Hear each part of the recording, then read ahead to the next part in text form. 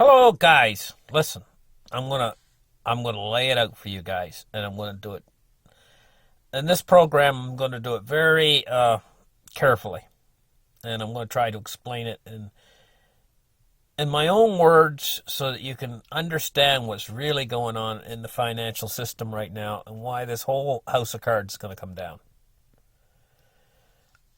The Federal Reserve, when it was put in, the bankers who created the Federal Reserve, which is the central bank. It's the seat of the central banks. It's the big one. There's other central banks on Earth, but they're all working in together. But when the Federal Reserve was started back around 1914,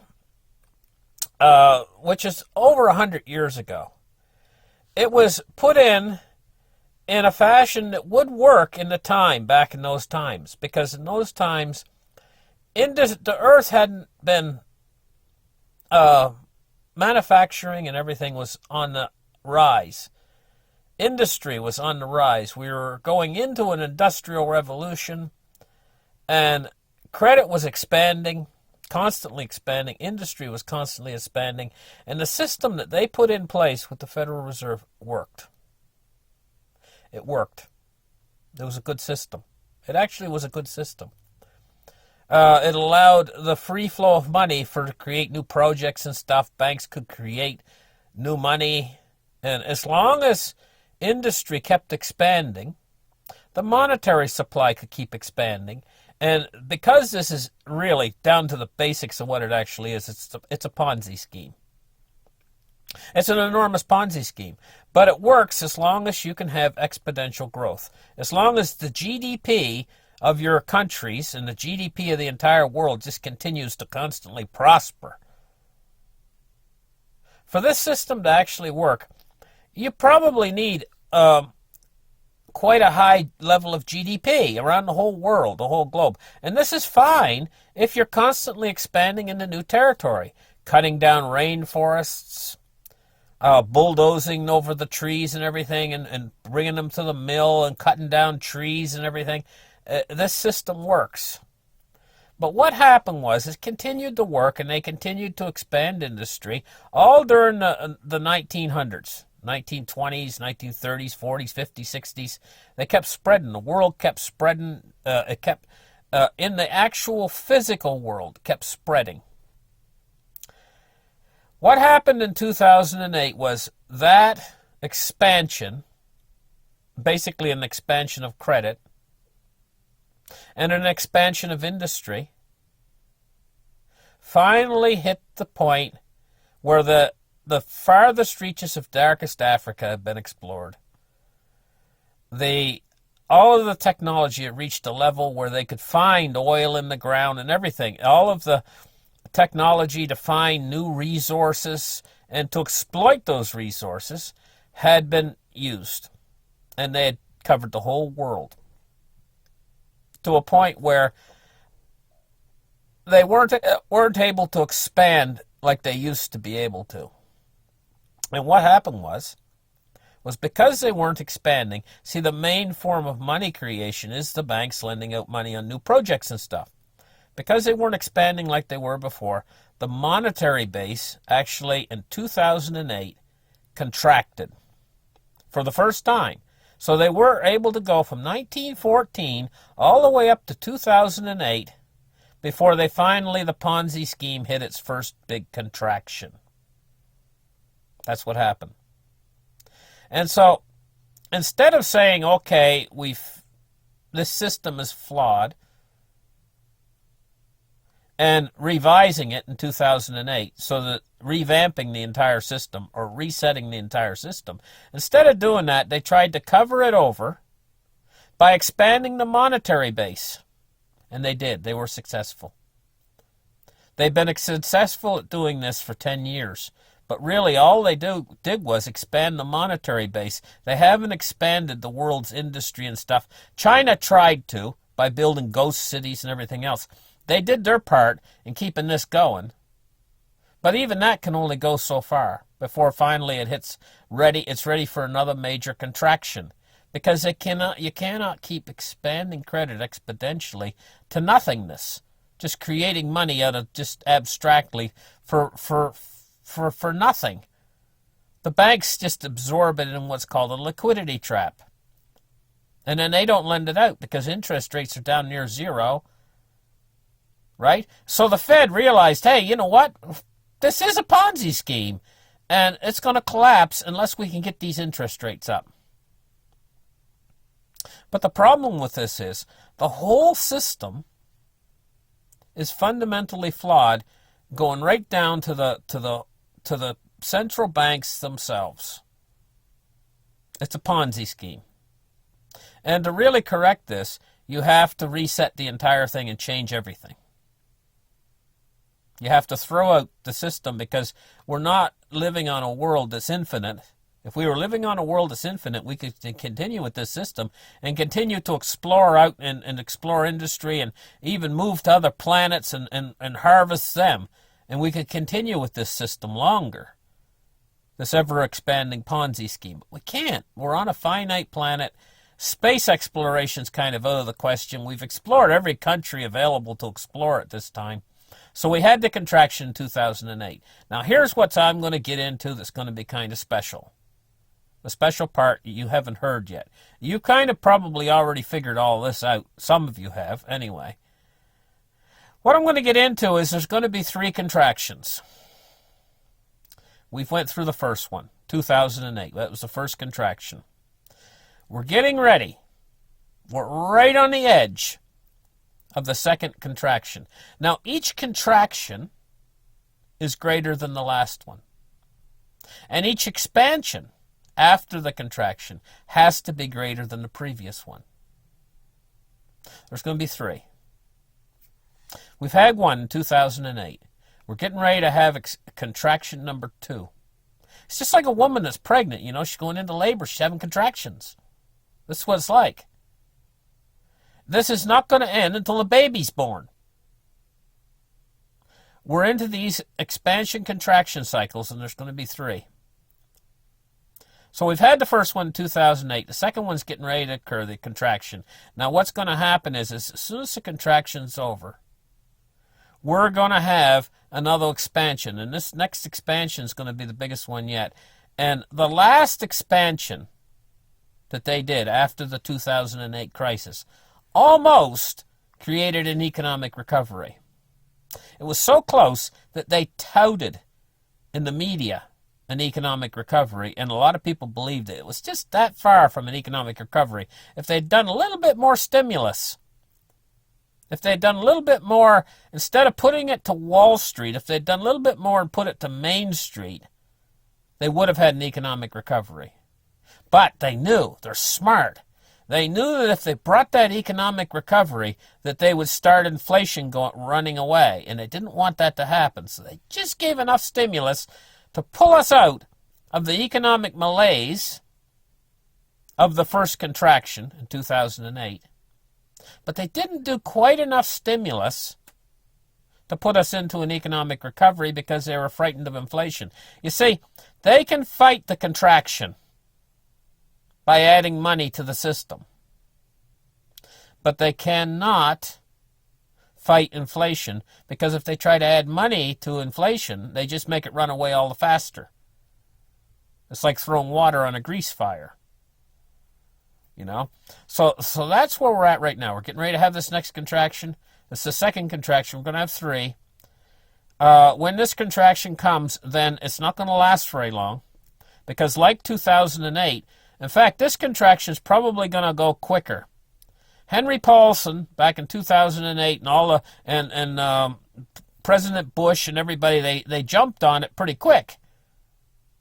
And they solved it before it became a huge problem, the 2008 contraction. This contraction is going to be worse, so it's going to require a quicker effort. And they're going to respond very quickly to it. So it's not going to last long. So I'm telling you guys to get $5 bills, because when this next contraction comes, a lot of the banks, you might not be able to use the teller machines and stuff. But this is not going to last long. So the contraction ends. They're going to pour money into the system. This time they're going to do helicopter money.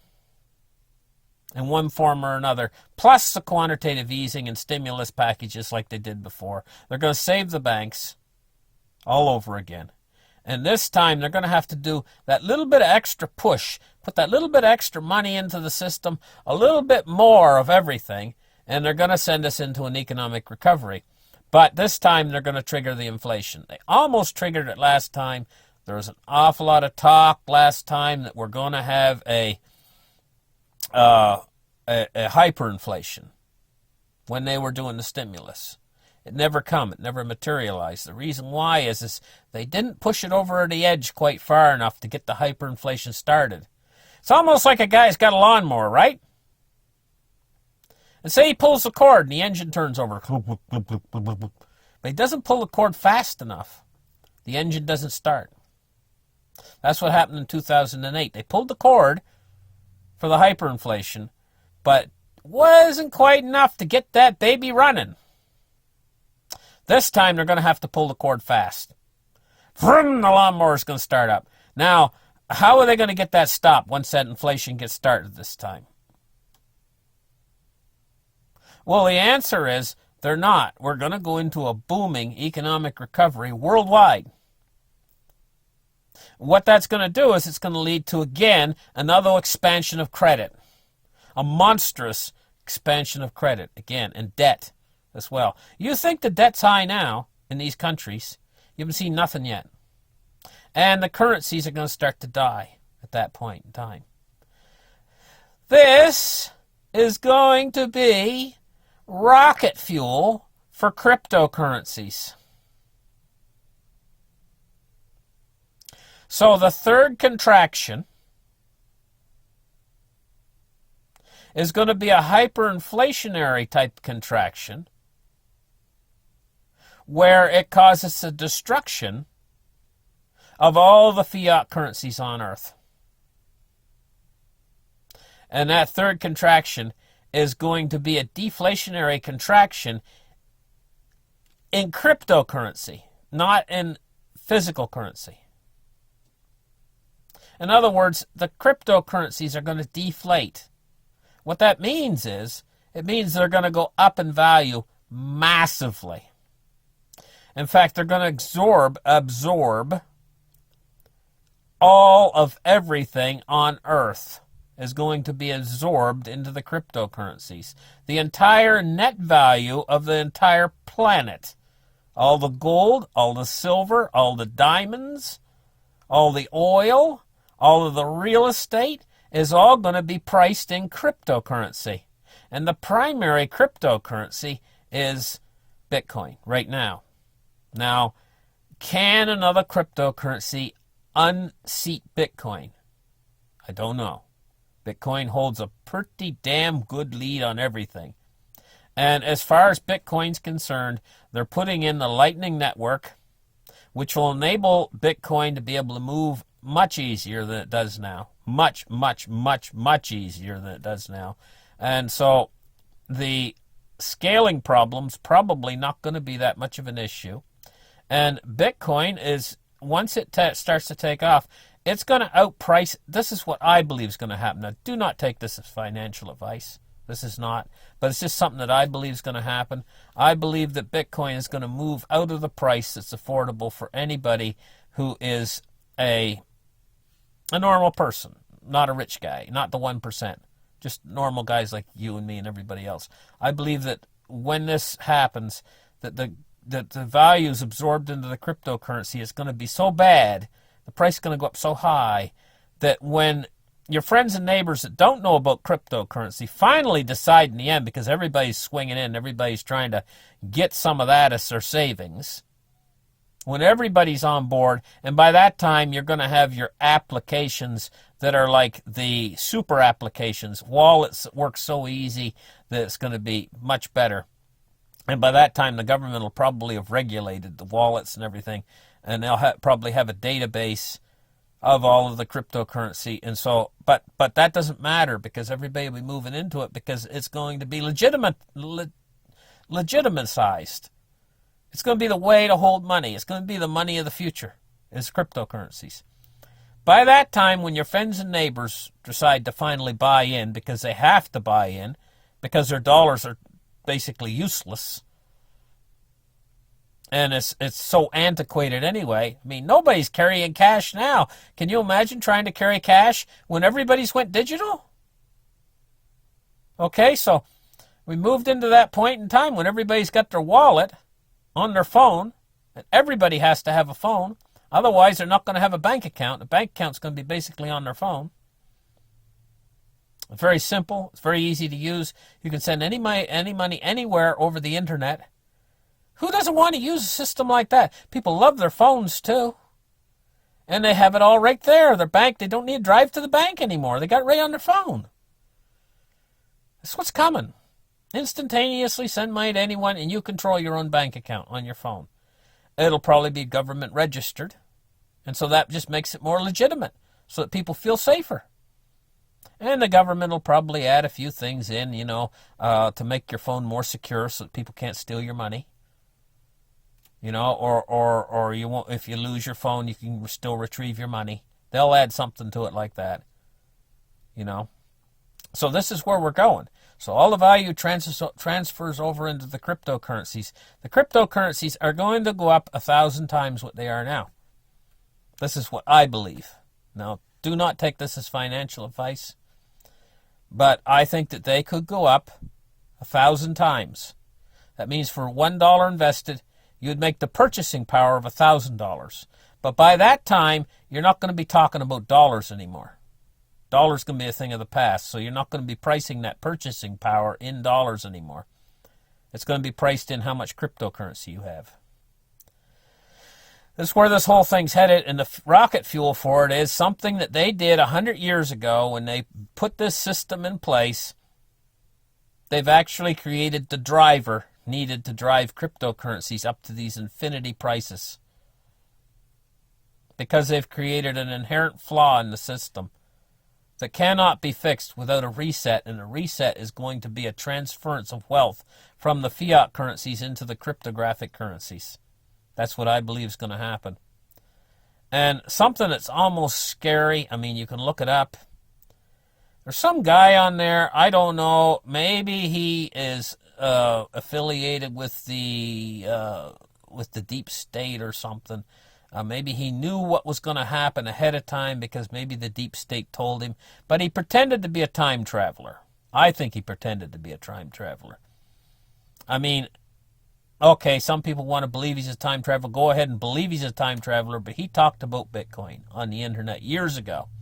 I think it was, remembering right, I think it was like 2011 or something. He was talking about Bitcoin. And he gave a prediction of what he said the Bitcoin would do in the future. Because he said he was a time traveler. He said that's how he knew. Maybe he didn't know. Maybe he didn't know because he's a time traveler. Maybe he knew because maybe he was in on the program. Who knows? But anyway, it's almost scary, his predictions of what the price of Bitcoin would do. But it's been following those prices almost to a T.